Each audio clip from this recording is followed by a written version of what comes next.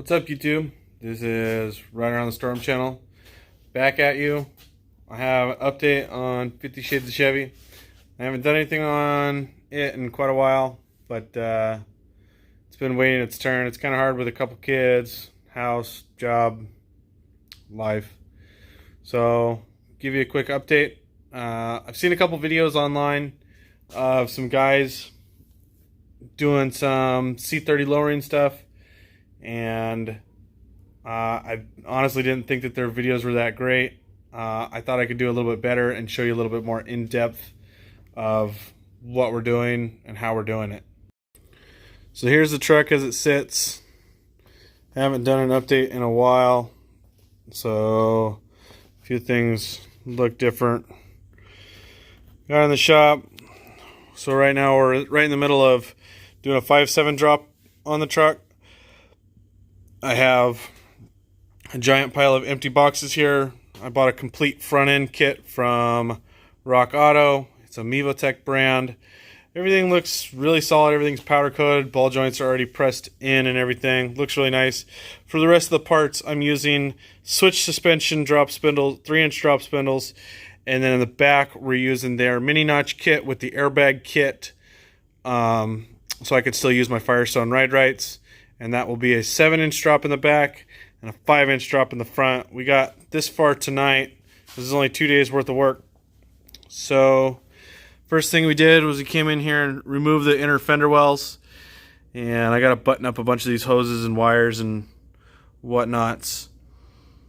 Then I got all the old stuff out. And now we have brand new powder coated upper A-arms, brand new ball joints, brand new bushings, all fresh Zerks, lower control arms. I reused the bump stops off the old ones, but once again, brand new ball joints already installed, brand new bushings already installed. Inner and outer tie rods are all new, so this will have to go to the alignment shop. Not that big of a deal. Like I said, switch suspension, 3-inch drop spindles. I'm not sure on the actual brand of these if they're Beltec's or Switch's own drop spindle, but they are really nice powder coat. And then we're going to reuse the stock brake calipers, which isn't a big deal. Those really don't need to be replaced. So everything's looking good so far. This is a pretty simple swap. The only real trouble we had was with these bolts back here. It was kind of a pain because I have long tube headers on the truck, and it's kind of a pain to get some big wrenches in there. But other than that, everything came apart really good. PB Blaster is your best friend when taking apart 35 to 40-year-old trucks. So everything's going good. The last thing we have to do, I ran out of brake clean the other day, so I need to clean off my wheel bearings, and I will repack those and reinstall old dust shields and the dually swap brakes. There's nothing wrong with them. They're a year old or so, and they're still good. And then we'll be able to put the tires back on. Still got some shocks there. I didn't order lowering shocks. I don't think that it's that big of a deal.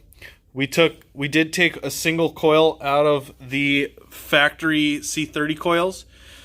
So that 2-inch drop I don't think is going to make that big of a difference on the overall travel of the shock, and it just being 2 inches lower. I didn't think that was that big of a deal. So we're achieving a 5-inch drop with a 3-inch spindle and a 2-inch chop coil.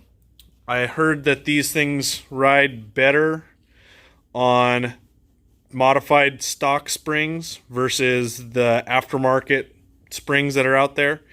That's just a couple opinions that I got from a few people, but everything's looking good. I'm gonna button up all this stuff now that there's no fender wells. Looks really ugly when nothing's buttoned up. Gotta mount my can back in there, but really happy with all the parts that I chose and the way everything's going back together. Really happy with it. I did paint the frame and the cross members and everything with just some chassis paint from the local part store.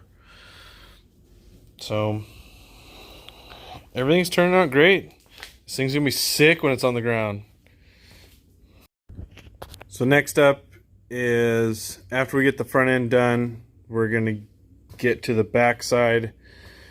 We're gonna take off this big old ugly bed. I gotta take out this super heavy toolbox.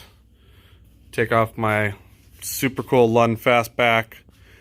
I never actually bolted the fender or the filler necks back in, so those will be fine. I do have to disconnect the wiring for the dually fender lights and take off my mud flap brackets that I made. But other than that, we'll get the bed off, and then we'll start ripping into the back of this thing and actually cut into the frame and flip the axle.